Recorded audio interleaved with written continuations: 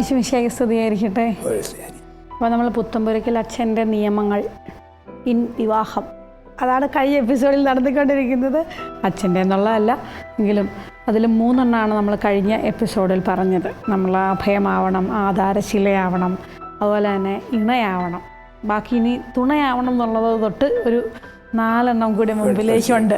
അപ്പോൾ അതുകൊണ്ട് നമ്മുടെ എപ്പിസോഡ് സത്യത്തിൽ തുടരുവാണ്. അപ്പം ഇണ കഴിഞ്ഞു, ഇണയെക്കുറിച്ച് ഞങ്ങൾക്കൊക്കെ ഒത്തിരി മനസ്സിലായി. അപ്പം ജീവിതത്തിൽ തുണയാകണം എന്നുള്ളതാണ് വിവാഹത്തിൻ്റെ അടുത്തൊരു പ്രധാനപ്പെട്ട കാര്യം.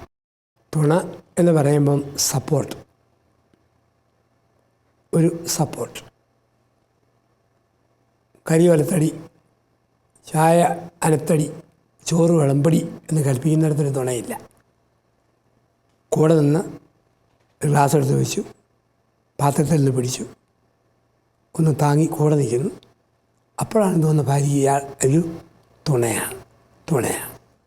അതുപോലെ ഭാര്യയാണേലും കെട്ടിയോൻ പല കാര്യം ചെയ്യുമ്പോൾ അത് അതേൻ്റെ വകുപ്പ്, ഞാൻ എന്നാ നോക്കാനാ, അങ്ങനെ മാറി നടന്നാൽ തുണയാവുകയില്ല. ഭർത്താവിനൊരു സപ്പോർട്ടായിട്ട് കൂടെ നിന്ന് ചില കാര്യം എനിക്കൂടെ ചെയ്ത് കൊടുക്കാൻ പറ്റുമോ ചെയ്യണം, ഭർത്താവാണ് എനിക്ക് ചെയ്യാൻ പറ്റുമോ ചെയ്യണം. അങ്ങനെ ചെയ്ത് കൂടെ നിൽക്കുമ്പോഴാണ് നമ്മൾ തുണയായിട്ട് മാറുക, ജീവിതത്തിൻ്റെ ഒരു തുണയായിട്ട് മാറുക. അപ്പം അങ്ങനെ തുണയാകാൻ നമുക്ക് സാധിക്കണം, തുണയായിട്ട് ചെയ്യാനും പറ്റും. പലപ്പോഴും ഈ അസ്വസ്ഥത വരുന്നതും പൊട്ടിത്തെറിയുന്നതിൻ്റെയും കാരണം ഒരു തുണയില്ലാത്തത് കൊണ്ടാണ്. ഈ തുണ വരുമ്പോൾ മനുഷ്യൻ്റെ മട്ടു മാറും. എത്ര ഒറ്റയാനായിട്ട് ഇളകി നടക്കുന്ന പുരുഷനാണേലും ഒരു പെണ്ണ് വന്നോ മയവായി. കൊമ്പനെ തളയ്ക്കാൻ ഒരു പിടിയാനയുടെ സാന്നിധ്യം മതി, പിടിയാന ഒതുങ്ങാൻ ഒരു കൊമ്പൻ്റെ സാന്നിധ്യം മതി. അതാണ് തുണ എന്ന് പറയുക. ഇപ്പം ചില അപ്പന്മാർ പറയുമല്ലോ, പെണ്ണ് കെട്ടിട്ടടാ നീ ശരിയായിക്കോളും, തമാശ അനുഭൂതി എന്ന് പറയുന്നതാണ്. അപ്പം അതാണ് എപ്പോഴും എനിക്കൊന്നും പേടിക്കാനില്ല, എൻ്റെ പുറകിൽ എനിക്കൊരു സപ്പോർട്ടുണ്ട്. ഇപ്പം ഭാര്യ ഓർക്കുക, തെറ്റ് പറ്റിയാലും കുഴപ്പമില്ല, എന്നെ സഹായിക്കാൻ ഒരു കെട്ടിയവനുണ്ട്, എന്നെ മനസ്സിലാകും, ഒരു കുഴപ്പമില്ല, സാരമില്ല മോളെ എന്ന് പറയുന്ന ഒരാളുണ്ട്. അവിടെയാണ് തുണ. അത് ഞാൻ പറഞ്ഞപ്പോൾ ഓർക്കുന്നത്, നിസ്സാരപ്പെട്ട കാര്യം പോലും നമ്മളൊരു വണ്ടി ഓടിക്കുമ്പം അവിടെ എവിടെ തട്ടുകയോ മുട്ടുകയോ ചെയ്താൽ നമുക്ക് ആദ്യം വെപ്രാളം വന്നാലും ആദ്യം ഓർക്കുന്നത് ഈ കെട്ടിയവനെയാണല്ലോ. ആദ്യത്തെ ഫോൺ പോകുന്നത് അങ്ങോട്ടാണല്ലോ, അങ്ങേര് വന്ന് എന്തോ രക്ഷിക്കുമെന്നാണ് കാര്യം. ചിലപ്പോൾ നമ്മൾ തന്നെ മാനേജ് ചെയ്യണമെങ്കിൽ പോലും അങ്ങനെയാണല്ലോ ഒരു വിചാരം പോകുന്നത്. അതെ അല്ല, എപ്പോഴും ആ ഒരു ഉണ്ട്. കാരണം എത്ര ജോലി കഴിഞ്ഞ് മടുത്ത് വന്നാലും മനസ്സിലെ ഭാര്യയോട് മൊത്തം അങ്ങ് പറഞ്ഞു കഴിയുമ്പോഴല്ലേ ഒരാശ്വാസം. അങ്ങനെ പറയാത്തവൻ വിജയിച്ച ഭർത്താവെന്ന് പറയാൻ പറ്റുമല്ല. ജോലി സ്ഥലത്തൊരു വിഷയം വന്നു, ഭാര്യ വന്ന് ഭർത്താവോട് പറഞ്ഞു കഴിയുമ്പോഴാണ് ഉള്ളിലെ ഭാരം അങ്ങ് പോകുന്നത്. പക്ഷെ കേൾക്കുന്ന മനസ്സിലല്ലെങ്കിലോ ആകെപ്പാടെ വിഷമമായി തീർന്നു. അപ്പം നമുക്ക് എന്തു വന്നാലും ഏത് രീതിയിലും വൈകാരിക തലങ്ങളുമൊക്കെ എന്തുകൊണ്ടാണ് ചുമ്മാ കെട്ടിയവനോട് ചൂടാകുമല്ലോ, അയൽവക്കത്തെ ചേട്ടനോടല്ലല്ലോ ചൂടാകുന്നത്. കാരണം ഫ്രീഡം ഉള്ളതുകൊണ്ടും തുണയായതുകൊണ്ടുമാണ്. ഭർത്താവ് രണ്ട് തെറിയോ വഴക്കോ ഉണ്ടെന്ന ഭാര്യയോടാണ്, അയൽവക്കത്തെ പെമ്പറന്നത്തോടല്ല. കാരണം അവൾ എൻ്റെ തുണയല്ല, എൻ്റെ തുണയായവളോട് എനിക്ക് അരിശപ്പെടാൻ പറ്റും, അതുപോലെ സ്നേഹിക്കാനും പറ്റും. പക്ഷേ എനിക്ക് ഇഷ്ടപ്പെടാം, പക്ഷെ സ്നേഹിക്കാൻ പറ്റുമല്ല. സ്നേഹിക്കണമെന്ന് രീതിയിൽ തുണയായിട്ട് നമ്മൾ ജീവിക്കണം. ഇപ്പം എല്ലാ തലങ്ങളിലും ഒരു രോഗം വരുമ്പോൾ തുണയാണ്, മനസ്സിന് ഭാരം വരുമ്പോൾ ആശ്വാസമാണ്. അപ്പം ആ ഒരു രീതിയിൽ എപ്പോഴും ഒരു കാറ്റ് പോലെ ഭാര്യയുണ്ട്, ഒരു കാറ്റ് പോലെ ഭർത്താവുണ്ട്, നിഴൽ പോലെ ഒപ്പമുണ്ട്. ആ അവസരത്തിലാണ് നമുക്കൊരു ഉണർവ് ഉന്മേഷമുള്ള മക്കളായിട്ട് നമ്മൾ മാറുക. ഇങ്ങനെ ഇല്ലാത്ത ഒരുപാട് കുടുംബങ്ങളില്ല. അപ്പോഴല്ലേ ശരിക്കും നമുക്കൊരു ലോൺലിനെസ്, നമുക്കാരും ഇല്ല. ഈ ആൾക്കൂട്ടത്തിൽ തനിയെന്നൊക്കെ പറയുന്ന ഒരു ഫ്രേസ് ഉണ്ടല്ലോ. വീട്ടിലെല്ലാവരും ഉണ്ട്, എല്ലാ കാര്യങ്ങളൊക്കെ നടക്കുന്നുണ്ട്, ഒന്നിനും കുറവൊന്നുമില്ല. പക്ഷെ ഒരു മാനസികമായിട്ട് നമ്മുടെ ഒരു കൂടെയുണ്ട് ഒരു കാര്യത്തിന്. അങ്ങനെ ഒരു ഇമോഷണൽ സപ്പോർട്ട് കിട്ടാത്ത ഒത്തിരി പേരെയൊക്കെ വെച്ച് കേട്ടിട്ടുണ്ട്. ഒത്തിരി പേരുണ്ട് അങ്ങനെ തകർന്നു പോകുന്ന കുടുംബങ്ങളുമുണ്ട്. സപ്പോർട്ട് ഇല്ലാത്തതിൻ്റെ പേരിൽ തകർന്നു പോകുന്ന കുടുംബങ്ങളുണ്ട്. പുറമേ നോക്കുമ്പോൾ ഒരു കുറവുമില്ല, ഒരു പ്രശ്നങ്ങളും ഇല്ല. പക്ഷേ ഞാനുണ്ട് കൂടെ എന്നുള്ളൊരു ബലമാണല്ലോ നമുക്ക് പലപ്പോഴും. പക്ഷെ ചിലരുണ്ടല്ലോ, ഞാനുണ്ട് കൂടെ എന്ന് പറഞ്ഞു ഇപ്പോൾ എന്തെങ്കിലും ആദ്യം അച്ഛൻ പറഞ്ഞാൽ ഒരു ജോലി സ്ഥലത്ത് ഒരു പ്രശ്നം ഉണ്ടാക്കുന്നു, എന്നാൽ നമ്മൾ ആദ്യം സപ്പോർട്ട് ചെയ്യുന്നു. ഞാനുണ്ട്, എന്ത് വന്നാലും, നീ ഇപ്പോൾ ഒരാളെ കൊന്നിട്ട് വന്നാലും ശരി, ഞാൻ നിൻ്റെ കൂടെ നിൽക്കുന്ന പറയും. ഇവരിത് റിപ്പീറ്റ് ചെയ്തുകൊണ്ടേ ഇരുന്നാലോ നമുക്ക് കൂടെ നിൽക്കാൻ പറ്റില്ലാത്തൊരു സിറ്റുവേഷനും വരില്ലേ? അങ്ങനെയും കേസുകളില്ലേ? പിന്നെ അവരെ വ്യക്തിപരമായിട്ട് തിരുത്തുക എന്നുള്ളതേ ഉള്ളൂ. അപ്പം നമുക്ക് ചെറിയ ഗൈഡൻസ് അങ്ങനെയുള്ള പറഞ്ഞു കൊടുക്കാൻ മാത്രമേ പറ്റുള്ളൂ. അത് നമുക്കൊന്നും ഇടപെടാൻ പറ്റിയാൽ ഇങ്ങനെയാണ് അത് ശ്രദ്ധിക്കണം. നമ്മൾ നിരന്തരമായൊരു തിരുത്തലും ഒരു ശാസനയും ഒരു കറക്ഷനും കൊടുക്കാനേ പറ്റും.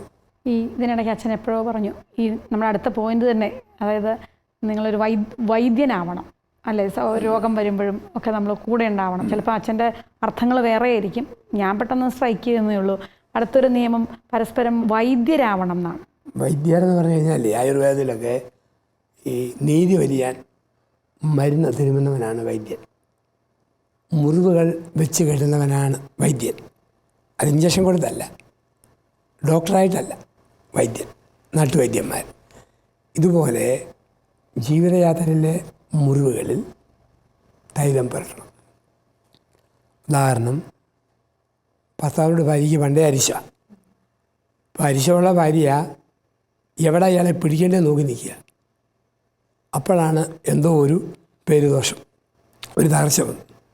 ഉടനെ പറയുക, ദൈവം നീതിമാന, കൊടുത്താൽ കൊല്ലത്തും കിട്ടും, കുത്തിയിരുന്ന് അനുഭവിക്കണം. അവൾ വൈദ്യനല്ല. ഭാര്യയ്ക്ക് ഒരു മരുമകളിൽ നിന്നും ഒരു മുറിവുണ്ടായി, വേദന വന്നു, ടെൻഷൻ വന്നു, ഒറ്റയ്ക്കിരുന്ന് കരയുക. ഭർത്താവ്, എടി കെട്ടി വന്ന നാളുകളിൽ ഇളക്കി കുലുക്കി നടന്നതല്ലേ, ദൈവം പിടിച്ച് അനുഭവിക്കടി. അവിടെ വൈദ്യനില്ല. എന്തെങ്കിലും പ്രശ്നം മക്കൾ വഴി ഉണ്ടാകുമ്പോൾ അമ്മ അപ്പനോടും അപ്പനമ്മയോടും പറയേണ്ട വാക്കെന്താ? മക്കൾ പക്ഷിക്കുഞ്ഞുങ്ങൾ, പപ്പും തൂവലും മുളയ്ക്കുമ്പം പക്ഷി പറക്കും, പക്ഷെ വൃക്ഷം നിൽക്കും. നമ്മളെന്ന വൃക്ഷത്തിലെ പക്ഷിക്കുഞ്ഞുങ്ങളാണവർ. അവർ പറക്കും, വൃക്ഷം നിൽക്കും. നിനക്ക് ഞാൻ, എനിക്ക് നീ, നമുക്ക് ദൈവം. അതേപോലെ എടി മക്കൾ കപ്പലും വള്ളവും ഒക്കെയാണ്, അതിങ്ങ് പോവും. പക്ഷെ നമ്മൾ രണ്ടും തുറമുഖമാണ്. തുറമുഖം നിൽക്കും, കപ്പൽ പോവും. ഇങ്ങനെ പറയുമ്പോഴാണ് വൈദ്യൻ എന്ന് പറയുക. അപ്പോൾ ആ ഭർത്താവിനെ ഭാര്യയ്ക്ക് മറക്കാൻ പറ്റുമല്ല, ആ ഭാര്യയെ ഭർത്താവിനും മറക്കാൻ പറ്റുമല്ല. ഒരു ഭാര്യയ്ക്ക് തലവേദന വന്ന കരയെന്ന് കിട്ടുവാനെ കാണാം. കാരണം കൂടെ വൈദ്യനായിട്ട് നിന്നവളാണ് രോഗത്തെ ബാധിച്ച് കിടക്കുന്നത്. ഭർത്താവിൻ്റെ മരണം കൊണ്ട് ഭ്രാന്തി പിടിച്ചു പോകുന്നവരെ കാണാം. കാരണം വൈദ്യനായി നിന്നവനാണ് വിട്ടുപോവുക. അപ്പം നമ്മുടെയൊക്കെ ഒരു വിളിയാണ് വൈദ്യനായിരിക്കുക. മുറിവുകളിൽ അതാണ് നമ്മൾ മാതാവിനെ കുറിച്ച് കാണുക. തിരസ്കരണത്തിൽ ചേർന്ന് നിന്നവളാണമ്മ. അമ്മ ഇരയെ സൃഷ്ടിച്ചവളല്ല, ഇരയോട് ചേർന്ന് നിന്നവളാണ്. ഇതാണ് കുടുംബത്തിൽ വിവാഹത്തിലും ആവശ്യം. മക്കൾക്ക് ഒരു പരീക്ഷയെ തോൽവിയോ പരാജയം വരുമ്പോഴത്തേക്ക് അമ്മ അപ്പൻ കൂടെ നിൽക്കണം. സാരമില്ല മക്കളെ, ഞങ്ങളുണ്ട്, ധൈര്യമായിട്ടിരിക്കും എന്ന് പറയുമ്പോൾ വൈദ്യനായി. അത് ദമ്പതികൾ തമ്മിൽ പറയണം, മക്കളോട് പറയണം, പ്രായമായ കാരണവന്മാരുണ്ട് അവരോട് ചെറുപ്പക്കാർ ദമ്പതിമാർ പറയണം. അങ്ങനെ പറയുമ്പോഴാണ് പരസ്പരം വൈദ്യനാകുന്ന ജീവിതത്തിലേക്ക് നമ്മൾ മാറുക. ഈ വൈദ്യനായ കാര്യം പറഞ്ഞു, അടുത്തത് വൈദികനാകണം എന്നുള്ളതാണ് അടുത്തൊരു പോയിന്റ് വരുന്നത്. വൈദികൻ എന്ന് പറഞ്ഞു കഴിയുമ്പോഴേ പുരോഗത ശുശ്രൂഷ. ഞങ്ങൾ അച്ഛന്മാർ യേശുവിൻ്റെ പൗരോഹിത്യ ശുശ്രൂഷയിൽ ഭാഗഭാഗത്വം വഹിക്കുകയാണ്. പക്ഷേ ദമ്പതികളായി ജീവിക്കുന്നവർക്ക് യേശുവിൻ്റെ രാജകീയ പൗരോഹിത്യത്തില്ല, പൊതുവായിട്ട് പൗരോഹിത്യമുണ്ട് ക്രിസ്തുവിൽ. അതുകൊണ്ടാണ് ഭർത്താവിന് ഭാര്യയുടെ തല കൈവച്ച് പ്രാർത്ഥിക്കാം, ഭാര്യയ്ക്ക് തിരിച്ച് പ്രാർത്ഥിക്കാം, മക്കളുടെ മേൽ മാതാപിതാക്കൾ കൈവച്ച് പ്രാർത്ഥിക്കാം. കാരണം ഒരു പൗരോഹിത്യത്തിൻ്റെ ഭാഗമുണ്ട്. കൈമാറ്റം ചെയ്യപ്പെടുന്ന ഒരു ആശീർവാദം ലഭിച്ചിരിക്കുന്നു. അതേസമയത്ത് ഒരു യഥാർത്ഥത്തിൽ കൈവച്ച് പ്രാർത്ഥിക്കുന്ന അവകാശം പട്ടം കിട്ടിയവർക്കാണ്. കാരണം ക്രിസ്തുവിൻ്റെ പട്ടത്തിൽ ഭാഗഭാഗത്ത് വഹിക്കുന്നു, ആ ശരീരം എടുക്കുന്നു, ആ കയ്യിലൂടെ ദൈവിക പവർ വരും. ആ രീതിയിലാണ് തല കൈവച്ച് പ്രാർത്ഥിക്കുന്നത്. അതുപോലെ കുടുംബത്തിൽ ദൈവം നൽകിയ ജീവൻ കൊടുത്തത് അപ്പനും അമ്മയും മക്കൾക്ക്. ആ മക്കളുടെ മേൽ ദൈവികമായ അധികാരം അമ്മയ്ക്കും അപ്പനുമുണ്ട്. പൗരോഹിത്യം എന്ന് പറഞ്ഞാൽ ദമ്പതികൾ തമ്മിൽ പ്രാർത്ഥിക്കണം, കുഞ്ഞുങ്ങൾക്ക് വേണ്ടി പ്രാർത്ഥിക്കണം, വീടിൻ്റെ എല്ലാ അവസ്ഥയിലും പ്രാർത്ഥിക്കണം. ഒരു പൗരോഹിത്യ വിശുദ്ധി, നന്മ ഉണ്ടാവുക എന്നുള്ളതാണ്. ഉള്ളിലൊരു നന്മ, ശരീരത്തിലൊരു നന്മ, മനസ്സിലൊരു നന്മ, നല്ലൊരു ആത്മീയത, ഇതെല്ലാം ഉള്ളവരാകുമ്പോഴാണ് നമ്മൾ പരസ്പരം വൈദികരായിട്ട് മാറുക. എന്നുവെച്ചാൽ ഒരാൾക്ക് പൗരോഹിത്യ ശുശ്രൂഷ മറ്റേയാൾ ചെയ്തു കൊടുക്കുന്നു, ദൈവത്തിലേക്ക് അടുപ്പിക്കുന്നതാണ് പൗരോഹിത്യം. ക്രിസ്തുമത്തിലെ നക്ഷത്രം ദൈവത്തിലേക്ക് അടുപ്പിച്ച നക്ഷത്രം. ഇതുപോലെ ഭാര്യ തൻ്റെ പ്രാർത്ഥനയും വിശുദ്ധിയും വഴി ഭർത്താവിനെ ദൈവത്തിലേക്ക് അടുപ്പിക്കണം. ഒരു ഭർത്താവ് തൻ്റെ ക്ഷമയും വിട്ടുവീഴ്ചയും കരുണയും പ്രതി ഭാര്യയെ ദൈവത്തിലേക്ക് അടുപ്പിക്കണം. അപ്പം ദൈവത്തിലേക്ക് അടുപ്പിക്കുന്ന ജോലി ചെയ്യുമ്പോഴാണ് പുരോഹിതർ എന്ന് പറയുക, പുരോഹിതരായിട്ട് മാറുക. അപ്പം അവരുടെ കുടുംബത്തിലെ ജീവിതം ഒരു കുടുംബ ലക്ഷ്യത്തെയാണ്. കിടക്കുന്ന കട്ടിൽ അൾത്താരയാണ്. ഒരുമിച്ചുള്ള പൗരോഹിത്യ ജീവിതത്തിൽ അൾത്താരയാണ്. ചെയ്യുന്നതെല്ലാം ദിവ്യകാരുണ്യ കർമ്മങ്ങളാണ്. അപ്പം ആ രീതിയിൽ ജീവിച്ചു പോവുക. എന്നിട്ട് പരസ്പരം പ്രാർത്ഥിക്കുക, മക്കൾക്ക് വേണ്ടി പ്രാർത്ഥിക്കുക. അപ്പം അത്രയും ചെയ്യുമ്പോഴത്തേക്കാണ് നമ്മൾ ഇങ്ങനെ ആയിത്തരിക. ഈ പുരോഹിതനാരാ? പുരോഹിതൻ എന്ന് പറഞ്ഞ വാക്കിൻ്റെ പൊന്തിഫി, അതിൻ്റെ അടിസ്ഥാന അർത്ഥം പാലം പണിയുന്നവനെന്നാണ്. പാലം പണിയുന്നവൻ. അപ്പം ദൈവത്തിനും മനുഷ്യനുമിടയിൽ ഒരു പാലം പണിയുന്ന അപ്പനാകണം, പാലം പണിയുന്ന അമ്മയാകണം. കുഞ്ഞുങ്ങളെയും ദൈവത്തിനിടയ്ക്ക് ഒരു പാലം, എനിക്കും എൻ്റെ ജീവിതത്തിനും ദൈവത്തിനും ഇടയിൽ ഒരു പാലം. ആ പാലം പണിയുമ്പോഴാണ് പുരോഹിതൻ. ഇപ്പം കുറച്ച് ശമ്പളം മേടിച്ചു, വീടുണ്ടാക്കി, വണ്ടി മേടിച്ചു, അതിനകത്തല്ല. അതൊന്നുമില്ലെങ്കിലും ദൈവവുമായി ബന്ധത്തിൻ്റെ പാലം, ആ പാലം പണിയുമ്പോൾ പുരോഹിതനായിട്ട് ജീവിക്കും. അപ്പം എന്ന് പറഞ്ഞാൽ വിശുദ്ധിയുള്ള ജീവിതമാണ്, നന്മയുടെ ജീവിതമാണ്. ആ വിശുദ്ധി, അതിൻ്റെ പരിമളം എല്ലാവരിലേക്കും പടരുകയും ചെയ്യും നമ്മുടെ നന്മയിൽ അങ്ങോട്ട് ജീവിച്ചു പോകുമ്പോൾ. ഞാനിങ്ങനെ ഓർക്കുമായിരുന്നു, അച്ഛൻ പറയുന്ന ഈ കാര്യങ്ങളെല്ലാം കേൾക്കുമ്പോഴേ വിവാഹ ജീവിതം എന്ന് പറയുമ്പോൾ വർഷങ്ങളുണ്ടല്ലോ ഇങ്ങനെ. ഇതൊന്നും എപ്പോഴും പോസിബിൾ ആവില്ലല്ലോ. നമ്മളെല്ലാവരും നന്നായിട്ട് എപ്പോഴും പോകണമെന്ന് ആഗ്രഹിക്കുമ്പോഴും ഭയങ്കരമായ ഏറ്റക്കുറച്ചിലുകൾ വരികയില്ലേ. ചില സമയം പാളിപ്പോവും, ചില സമയം ഇത് ശരിയാകാതെ വരും, ബഹളങ്ങളുണ്ടാവും. പക്ഷേ അപ്പോഴും ഈ അപ്സ് ആൻഡ് ഡൗൺസ് ഒരു കോമൺ സംഗതിയല്ലേ. നിരാശപ്പെടേണ്ടതുണ്ടോ? വീണ്ടും തിരിച്ചു വരാനുള്ള ഓപ്ഷൻസ് എല്ലാവർക്കും ഇല്ലേ. ഓർമ്മപ്പെടുത്തുക എന്ന് മാത്രമല്ലേ ഉള്ളൂ. അപ്സ് ആൻഡ് ഡൗൺസ് നമുക്ക് എപ്പോഴും വരുവേ. അത് നമ്മൾ മനുഷ്യരായിട്ട് ഇരിക്കുന്ന കാലത്തോളം ഉണ്ടാകാം. നമ്മളാരും ഈ മാലാഖമാരോ ഒന്നും തികഞ്ഞവരല്ലല്ലോ. ദുർബലമായ ശരീരത്തിൽ ബലമുള്ള ആത്മാവിനെ വഹിക്കുന്നവനാണ് മനുഷ്യൻ.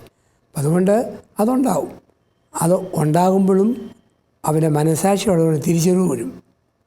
മൃഗത്തിന് തിരിച്ചറിവില്ല, നമുക്കതുണ്ട്. അതുള്ളതുകൊണ്ട് ശരിയല്ലല്ലോ, പെരുമാറ്റം ശരിയല്ലല്ലോ, അല്പം കൂടി ഞാൻ ശരിയാകണമല്ലോ, ആ ഒരു ചിന്ത വരും. അപ്പോൾ അങ്ങനെ ചിന്തിക്കാൻ വേണ്ടിയിട്ടേ നമുക്ക് എന്തൊക്കെ ഒന്ന് പ്രാക്ടീസ് ചെയ്യാം. ഇങ്ങനെ എന്തായാലും ഇപ്പം പറഞ്ഞ ഇടയ്ക്ക് ധ്യാനം കൂടുക, അല്ലെങ്കിൽ ഇങ്ങനത്തെ കാര്യങ്ങളൊക്കെ കേൾക്കുക, അതൊക്കെ അങ്ങനെയൊക്കെയാണോ ചെയ്യാൻ പറ്റുന്ന കാര്യങ്ങൾ? കുടുംബവുമായി ബന്ധപ്പെട്ട പുസ്തകങ്ങൾ ധാരാളം വായിക്കണം. ബൈബിളും ആത്മീയ പുസ്തകങ്ങളും വായിക്കുന്ന പോലെ ദാമ്പത്യ ജീവിതത്തിൻ്റെ പുസ്തകങ്ങൾ നമ്മൾ വായിക്കണം. പഴയ ഡോക്ടർ PM മാത്യു വെല്ലൂരിൻ്റെ ഉണ്ട് കുടുംബജീവിതം പുസ്തകം. അപ്പോൾ എൻ്റെ തന്നെ ആ ഇണയും തുണയും എനിക്കും നിന്നുവും എത്രയോ കോപ്പികൾ ആൾക്കാർ മേടിച്ചതേ. കാരണം അവർക്ക് അവരുടെ ജീവിതവുമായി ബന്ധപ്പെട്ട കാര്യം അറിയാൻ വേണ്ടിയാണ്. കുടുംബജീവിത ധ്യാനങ്ങൾ, സെമിനാറുകൾ, ഇതിലൊക്കെ നമ്മൾ പങ്കെടുക്കണം.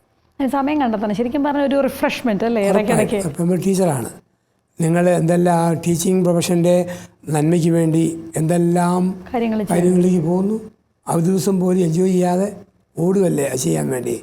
അങ്ങനെ അപ്പോഴാണ് ഒരു അപ്ഡേറ്റ് ചെയ്ത ഒരു ടീച്ചറായിട്ട് കുഞ്ഞുങ്ങളെ ശോഭിക്കാൻ പറ്റുക. ഞാൻ ബൈബിള് ആത്മീയത വായിച്ച് അറിഞ്ഞ് സ്റ്റോറി ചെയ്താൽ കാലത്തത്തെ രീതിയിൽ കാര്യങ്ങൾ അവതരിപ്പിക്കുന്ന ഒരു വൈദികനാൻ എനിക്ക് പറ്റും. അതുപോലെ വിവാഹത്തിലും ഇപ്പം പഴയ കാലമല്ലല്ലോ, ഇന്നൊരു പുതിയ ലോകമാണ്. ആ പുതിയ ലോകത്തിൽ പണ്ടത്തെ അത്ര എളുപ്പമല്ല കാര്യങ്ങളൊന്നും. അപ്പം അവിടെ നമ്മൾ ശ്രദ്ധാപൂർവം അറിയണം. സ്ത്രീ പുരുഷ മനഃശാസ്ത്രം പഠിക്കണം, പെരുമാറ്റ പ്രത്യേകത പഠിക്കണം, എവിടെയെല്ലാമാണ് ഞാൻ മൗനം പാലിക്കേണ്ടതെന്ന് പഠിക്കണം, എവിടെയാണ് ഞാൻ പറയേണ്ടതെന്ന് പഠിക്കണം. അപ്പം ആ ഒരു അറിവ് നമുക്ക് വളരെ ആവശ്യമാണ്. അങ്ങനെ കുറേ വായനയും അറിവും വരുമ്പം ഓരോന്നും വരുമ്പോൾ ഇതുമായിട്ട് ലിങ്ക് ചെയ്ത് മനസ്സിലേക്ക് ഓർമ്മ ഓടി വരും. ശരിയാണ്, ഇങ്ങനെ ഇതേക്കാം. അങ്ങനെ ഞാൻ തന്നെ ഒരു മായിക്ക് റബ്ബറായിട്ട് മാറും. സ്വയം ഉള്ളിൻ്റെ വേണ്ടതിനെ മായിച്ച് കളയുന്ന ഒരു മായിക്കുന്ന റബ്ബറായിട്ട് എന്നിൽ തന്നെ ഒരു അംശം ഉണ്ടാകുകയാണ്. എന്തായാലും അവസാന ഒരു പോയിന്റും കൂടിയുണ്ട്. നമ്മൾ 6 എണ്ണം ഷെയർ ചെയ്തു. കഴിഞ്ഞ എപ്പിസോഡിൽ 3, ഇപ്പം 3 എണ്ണം കഴിഞ്ഞു. പ്രവാചകരായിരിക്കുക എന്നുള്ളതാണ് അച്ഛൻ്റെ അവസാനത്തെ ഒരു പോയിന്റ്. അപ്പം വിവാഹ ജീവിതത്തിൽ ഞങ്ങളുടെ പ്രവാചക ദൗത്യം എങ്ങനെയാണ്? പ്രവാചക ദൗത്യം എന്ന് പറയുന്നത് നമ്മൾ സാധാരണ ചിന്തിക്കുന്നത് നാളെ നടക്കാൻ പോകുന്ന കാര്യം ഇന്ന് പറയുന്നു എന്നാണ്. അതല്ല ബിബ്ലിക്കൽ സെൻസിലെ പ്രവചനം. പറയേണ്ട കാര്യം പറയേണ്ട സമയത്ത് പറയേണ്ടവരോട് പറയുക, അതാണ് പ്രൊഫസി, പ്രവചനം എന്ന് പറയുക. നമ്മൾ ചില കാര്യം കാണുമ്പോൾ പോട്ടെ സാരമില്ല, പറഞ്ഞാൽ എന്നെ ഓർക്കും, അത് തെറ്റാണ്. എന്നെ ഓർത്താലും വേണ്ടിയല്ല, ഇത് ഞാൻ പറയും. അപ്പോൾ ചിലപ്പോൾ അതുകൊണ്ട് നമുക്ക് നഷ്ടമുണ്ട്, മുറിവുണ്ട്, എങ്കിലും പറയണം. അങ്ങനെ പറയുന്നതാണ് പ്രവചനം. ഉദാഹരണം, ഭർത്താവ് അവൻ്റെ അമ്മയെ ശരിക്കും നോക്കുന്നില്ല.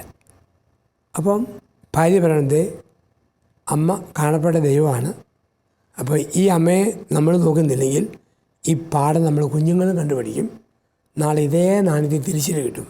അതുണ്ടാകാതിരിക്കാനെങ്കിലും ഇദ്ദേഹം അമ്മയെ കരുതണം, അമ്മയെ ശ്രദ്ധിക്കണം. അത് ഭർത്താവിനൊരു ഷോക്കാണ്, ഇളകുന്നൊരു വാർത്തയാണ്.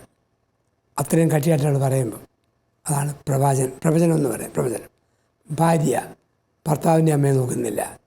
ഇപ്പം കെട്ടിയവൻ പറഞ്ഞടി, എന്നെ നൊന്തു പറ്റിയ അമ്മയാണ്, നിനക്ക് എല്ലാ സ്ഥാനവും ബഹുമാനവും ഒക്കെ ഉണ്ട്, പക്ഷെ എൻ്റെ അമ്മയെ തള്ളുന്നൊരവസ്ഥ വരാൻ പാടില്ല, നിൻ്റെ പെരുമാറ്റം ശരിയല്ല. പറഞ്ഞാൽ അവൾ വേറെ മുറി പോയി താമസിക്കുമോ, പറഞ്ഞാൽ അവൾ പിണങ്ങുമോ, അങ്ങനെ നോക്കിയാൽ പ്രവാചകത്വത്തിൽ നിറവേറിയല്ല. ഈ പറയുമ്പോൾ ഞാൻ ഓർക്കുമായിരുന്നു, പലരും നമ്മുടെ കുടുംബജീവിതത്തിൽ ചെയ്യുന്നത് കുടുംബ സമാധാനമാണ് പ്രധാനം, മിണ്ടണ്ട, അങ്ങനെയല്ലേ, കണ്ണടച്ചേക്കാം, ഒരു അലമ്പ് വേണ്ടല്ലോ. പക്ഷെ ചിലയിടത്തൊക്കെ അലമ്പ് വേണമല്ലേ. അപ്പോൾ അവിടെ ഇത്രയേ ഉള്ളൂ, നമ്മൾ പിടിച്ച് ഞാന്ന് കിടന്ന് വഴികളിലേക്ക് പോകരുത്. ഒരു റേഞ്ചിൽ നമ്മൾ നിൽക്കണം പറഞ്ഞിട്ട്, പക്ഷേ പറയാതിരിക്കല്ല. കാരണം ഏറ്റവും വലിയ പാപമാണ് നല്ലവരുടെ നിശബ്ദത. നമ്മൾ പറയേണ്ടവരും പറയാൻ പറ്റുന്നവരും പറയേണ്ടടുത്ത് പറയണം. അങ്ങനെ പറഞ്ഞ് ചില മനസ്സുകളെ ഒന്ന് അസ്വസ്ഥമാക്കണം. അസ്വസ്ഥമാക്കിയാലേ അവർക്ക് വീണ്ടും വിചാരം ഉണ്ടാകത്തുള്ളൂ. അത് ഭാര്യയിൽ ഭർത്താവും, ഭർത്താവിൽ ഭാര്യയും അത് ചെയ്തിരിക്കണം. അവിടെയാണ് പ്രവചനം. ഈ പറയുമ്പോൾ നമുക്ക് അസ്വസ്ഥത വരുമല്ലോ, അപ്പോൾ നമ്മൾ അറിയാതെ തെറ്റിദ്ധരിക്കപ്പെടും. അയ്യോ വേണ്ടിയിരുന്നില്ല, അവർക്ക് വിഷമായല്ലോ, നമ്മളവരെ വിഷമിപ്പിച്ചോ. പക്ഷെ അസേർട്ടീവായിട്ടുള്ള കാര്യങ്ങൾ പറയുമ്പം വിഷമമല്ലല്ലേ, അതൊരു നല്ല കാര്യം. അത് അവർക്ക് വിഷമിച്ചാൽ നമുക്ക് ഫീൽ ചെയ്യേണ്ട കാര്യമില്ല. ഈ ഓപ്പറേഷൻ നടത്തുന്നതല്ല അത്. അയ്യോ വേദനിക്കുമല്ലോ, പിന്നെ മുറിയുമല്ലോ, നമ്പരപ്പെടുമല്ലോ എന്ന് പറഞ്ഞാൽ അത് അവിടുന്ന് ക്യാൻസറാകും. ക്യാൻസർ ആകാതിരിക്കാൻ ഇൻ ടൈം ഓപ്പറേഷൻ നടത്തണം. ഇതുപോലെ കുടുംബത്തിൽ ചില കാര്യങ്ങൾ നമ്മൾ പറയാതിരുന്നാൽ അകത്തിരുന്ന് അത് ക്യാൻസറായിട്ട് മാറും. അങ്ങനെ മാറാതിരിക്കണോ, നമ്മളത് കൃത്യസമയത്ത് അത് തിരുത്തി കൊടുക്കണം. ഉദാഹരണം, ഭർത്താവിൻ്റെ ഒരു സ്വഭാവ ദൂഷ്യം, കള്ളുകൂടി, ചീട്ടുകളി, താമസ വീട്ടിലുള്ള വരവ്, പിള്ളാട് പെരുമാറുന്ന പരുഷമായ പെരുമാറ്റം, വികൃതമായ വാക്ക്, ശക്തമായിട്ട് ഭാര്യ പ്രതികരിക്കണം. അത് ശരിയല്ല, കാരണം അവൻ്റെ മാത്രമല്ല വീടും മക്കളും എൻ്റെയും കൂടെ. അപ്പം അത് എനിക്ക് ഉത്തരവാദിത്തമുണ്ട്. കാരണം എൻ്റെ ഒരവയവം ചെയ്യുന്ന പ്രവൃത്തി പോലെ ഭർത്താവ് ചെയ്യുമ്പോൾ, പോലെ ഭാര്യ അലങ്കോലപ്പെട്ട അടുക്കള, വൃത്തിയില്ലാത്ത മുറിക്കകം, പാത്രമൊന്നും കഴുകുന്നില്ല, ശരിയായിട്ട് വെക്കുന്നില്ല, കൂടെ നിർത്തിക്കൊണ്ട് ഭർത്താവും കൂടെ ഒന്ന് ഭാര്യ കൂടി ചെയ്യിക്കണം, ഭർത്താവും ചെയ്യണം. അതിനകത്തൊരു പ്രവാചക ദൗത്യമുണ്ട്. അതായത് തിരുത്തേണ്ട കാര്യം തിരുത്തേണ്ട സമയത്ത് തന്നെ തിരുത്തുമ്പോഴാണ്. അല്ലെ ഓർക്ക് കാണുന്ന പയ്യെ പറയാം, 2024 കഴിഞ്ഞാൽ 35 പറയാം, അപ്പോൾ എല്ലാം തീർന്നു പോകും. ചില കാര്യം ആ സമയത്ത് തന്നെ നമ്മൾ ചെയ്യണം. ചെയ്യുന്ന രീതി ശ്രദ്ധിക്കണം. പറയുന്ന വാക്കും ചെയ്യുന്ന രീതിയെക്കാളും കൂടെ ശാന്തമായും വിവേകമായിട്ട് നമ്മൾ ചെയ്യാനായിട്ട് പഠിക്കണം.